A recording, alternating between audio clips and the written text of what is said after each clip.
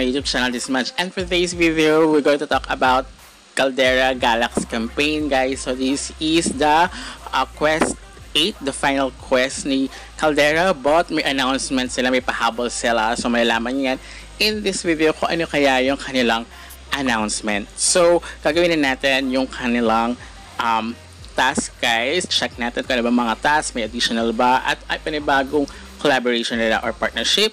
Kaya huwag kayong mag-skip. Stay tuned at the end of this video para wala kayo ma-miss ng important details. But before we jump into it, make sure you like this video, subscribe to my channel if you have not already, and ring that notification bell so you always be updated to my upcoming videos and off-the-clock episodes. So 4 days lang naman kadalasan yung kanilang span of per quest. So this is the last quest, guys. So kailangan gawin niya na siya. Although hindi ko siya natapos, diba? 4 quests lang yung nagawa natin, guys.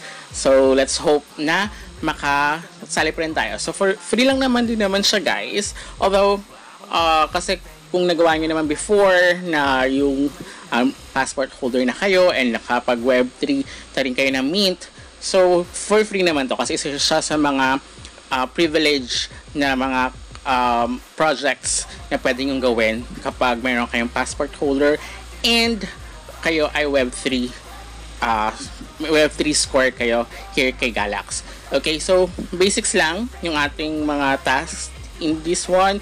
Walang quiz, so puro like, yun nga, subscribe sa kanilang Discord kay Olive. So ito pala yung bago nilang collaboration or partnership. Si Olive, so yung 8 quests nila, different collaboration and different partnerships. Kaya yun yung mga paniba every time or every quest, iba-iba yung ating sinusubscribe or fina-follow na Discord, Telegram, and X account kasi iba-iba yung partnership nila. So for this one, si Olive Network, sana walang maging aberya for this one kasi sa mga problem sa Discord, minsan hindi nagpo-push through, diba? So we will see about it. So pag may ganito kasi pag may ganyang kagad na instructions like yung kay Zeus, ang tagal, so natapos na yung deadline, hindi ko natapos yung unang Zeus network na Galax campaign before the ma-release yung airdrop nila. So play, so another verification. So ganito yung lumalabas nun. So pag ingat, hindi lumabas yung ayan, wala yung ibang mga options sa gilid, diba? Verification lang and guild XYZ. It means hindi pa ako tapos. Yan. So pag ganyan yung nangyari sa nga, guys, you need to parang kailangan nyo bumalik time to time at ulitin time to time kasi kahit pakita ko sa inyo, hindi yan magpo-push through, hindi yan mag-sync, parang hindi pa rin kayo verify as a member para sa Olive Network.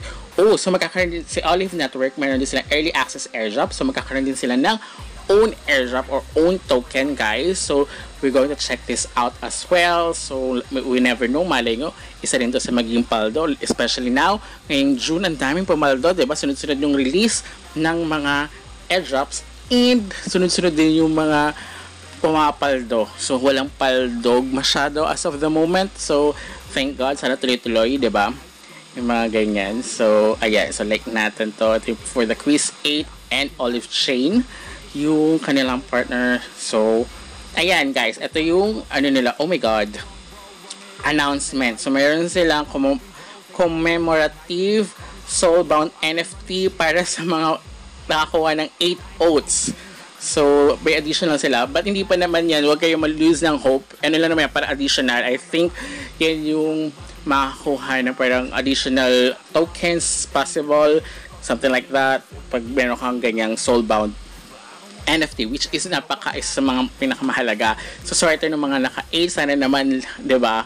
But I think dahil sa na-complete nila yung 8 oats, yan yung parang pa-bonus ni Caldera. So yun yung panibagong announcement. Sayang, maraming umaangal dyan or maraming nakikiusap na sana is 6 man lang, diba? Yung ano, or 7.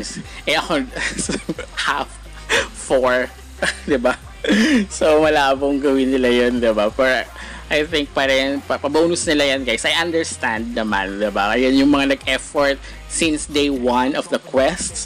So that's their bonus NFT and magagamit nila in the future token of future token ng Caldera. So, ayan. So, I see, ayaw pa rin. So, ulitin ko ulit, diba? So, I need to do it over and over again. Ngayon ginawa ko, Jesus, hanggang sa nakalimutan ko na, hanggang sa natabunan na. So, I hope na umokay siya, oh my God. Kasi kung hindi, natapos na yung count, 4 days lang, diba? So, dapat day 1 pa lang ginagawa na natin yung mga tasks na ganito kapag limited lang. So, see? So, ulitin ko. Kapag may ganun kasi na instructions na you need to turn off the direct message, kadalasan ganito yung naging outcome. For me, I don't know your experience, kung ganyan din, pero you need, pag ganyan yung experience nyo ngayon, you need to go back again and again, or do it again and again and again, hanggang sa maka-push through, or matapos nyo. Guys, kasi hindi yan mag-sync talaga, promise. So, ayan. Yun na lang kulang ko, which is, sana naman Olive Network is umokay ka. So, I'll be back, guys. I think, kapag umokay na, or pag hindi, I'm going to, end the video. And gawin nyo na, ito, as soon as nakita nyo to, na-post ko. Guys, I'll be back. A few moments later. Ayan guys, thankfully na umokay na siya, naulit ka siya. So after just a few hours of trying, umokay na siya guys. So gasless naman siya. So okay. So ayan guys, pwede rin kayo makapag sa guild nila guys. Check nyo, baka meron kayong pwedeng gawin para at least, 'di ba, magawa nyo rin yan. May additional din yan guys sa mga other projects. So wala naman mawawala kapag ginawa nyo yung guild quests as well. So that's it guys. So gawin nyo na siya. So 4 days lang to. So tapos na to. This is the last quest for Caldera. Kaya gawin nyo na as soon as possible. So I'll post more projects under Galax. So until next time guys. Goodbye.